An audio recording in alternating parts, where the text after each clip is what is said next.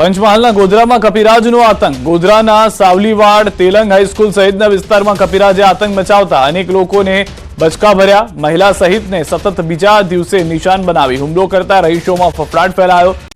સાગર પટેલના આરોપ પર કાજલ મહેરિયાનું નિવેદન. સાગર પટેલના આરોપ હું નકારું છું. આ વાત સાબિત કરે તો ગાવાનું છોડવા તૈયાર. ઉમિયા માતા અને પાટીદાર વિશે હું બોલી નથી.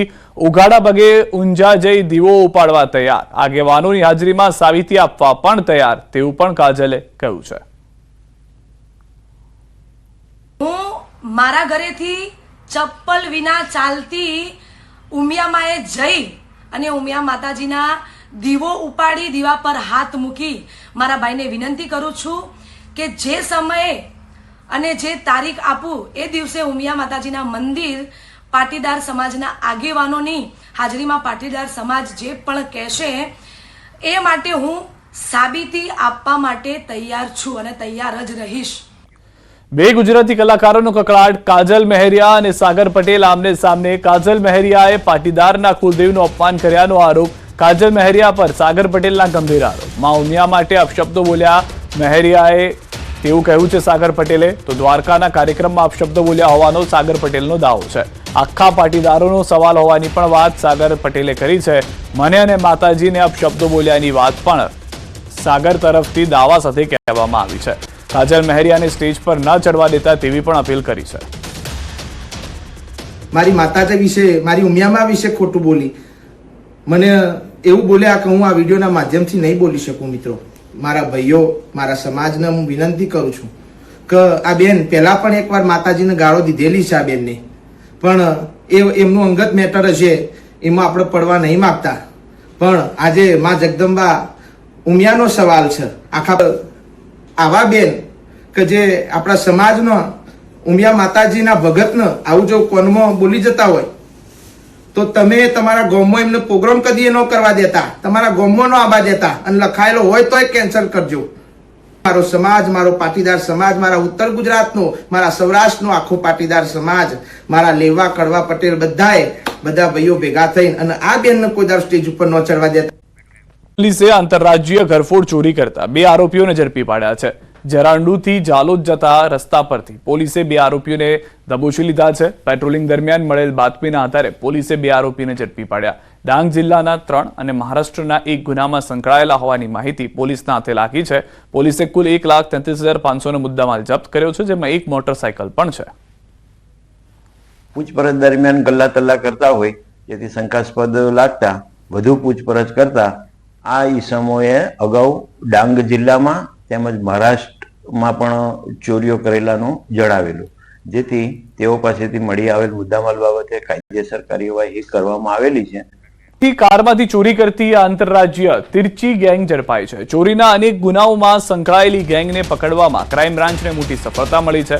પોલીસે બાતમીના આધારે આજવા રોડ પરથી 12 આરોપીઓની ધરપકડ કરી 10 લાખનો મુદ્દામાલ જપ્ત કર્યો. આ તમામ આરોપીઓ ચોરી માટે પંકાયેલા તમિલનાડુના રામજીનગરના ગામના છે. આરોપી જગન બાલા સુબ્રમણ્યમ સેવરે આ ગેંગનો લીડર હોવાનું સામે આવ્યું છે.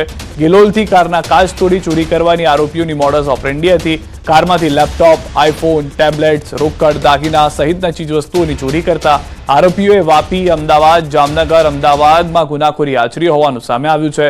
મહારાષ્ટ્ર, ગોવા, શિરડી, પુણે, નાસિક સહિત અનેક રાજ્યોમાં ચોરી કરી હતી. આરોપીઓમાં ટેકનિકલ જાણકાર અને ઉચ્ચ શિક્ષણ ધરાવતા લોકો પણ સામેલ છે, જેને ટેકનિકલ સ્પેરપાર્ટ્સ અલગ કરવા, IMA ચેન્જ કરવામાં એક્સપર્ટ છે. પોલીસ પૂછપરછ દરમિયાન આરોપીઓના અન્ય ગુનાઓનો પણ ખુલાસા થઈ શકે છે. કેટલાક આરોપીઓ તો 2 થી 3 પેઢીઓથી ચોરીની ગુનાખોરીની પ્રવૃત્તિઓ આચરતા હોવાનું પણ જાણવા મળ્યું છે.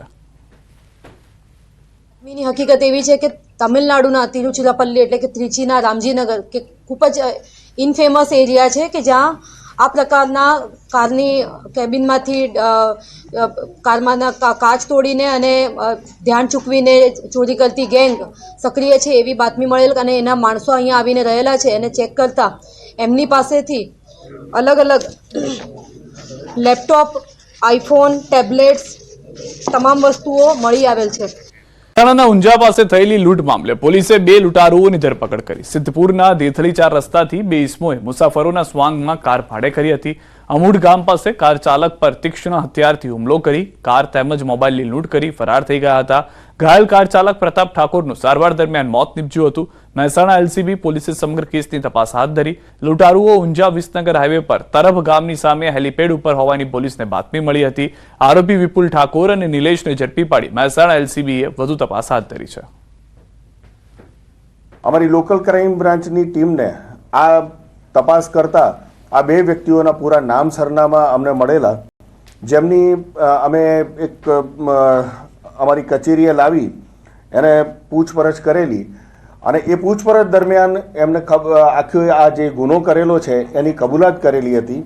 કરેલ દરેક વ્યક્તિને પોલીસકર્મી સમજવાની ભૂલ ન કરતા, નહીં તો પછતાવાનો વારો આવશે. સરકારી નોકરી મેળવવાની લાલચમાં તમારા પૈસા કોઈ ઠગબાજને ન પધરાવી દેતા, નહીં તો રડવાનો વારો આવશે. જી હા, અરવલ્લીના બાયડ પંથકમાં નકલી એએસઆઈ બની પોલીસમાં નોકરી આપવાના બહાને 6 યુવાનો સાથે ₹13 લાખથી વધુની ઠગાઈ આચરવાની ઘટના સામે આવી છે. આ ભેજાબાજનો પૈસા પડાવતો શંકાસ્પદ વિડીયો જોવા મળ્યો. ભોગ બનનારે બાયડ પોલીસમાં ફરિયાદ નોંધાવી. બાયડના આંબલિયારા ગામના ચૌહાણ નિમેશ અશોકભાઈ નામના શખ્સે અને તેના પિતાએ આ ઠગાઈ કરી હોવાનું ખુલ્યું. નવાઈની વાત એ છે કે અગાઉ પણ આ ઠગબાજોને પોલીસે ઝડપ્યા હતા, પરંતુ હાલ તેઓ જામીન પર છૂટી જતા ફરિયાદીએ પોલીસ સામે પણ સવાલો ઉઠાવ્યા છે.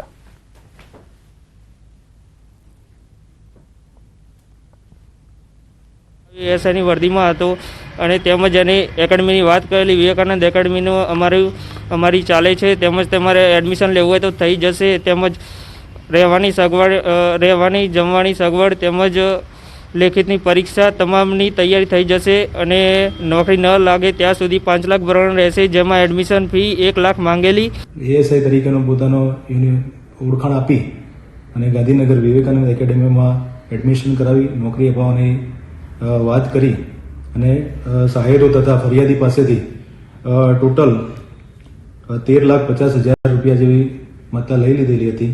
જે બાબતે ફરિયાદીએ બાયડ પોલીસને ફરિયાદ આપતા આરોપીની ધરપકડ કરેલી. બંને આરોપીની ધરપકડ કરી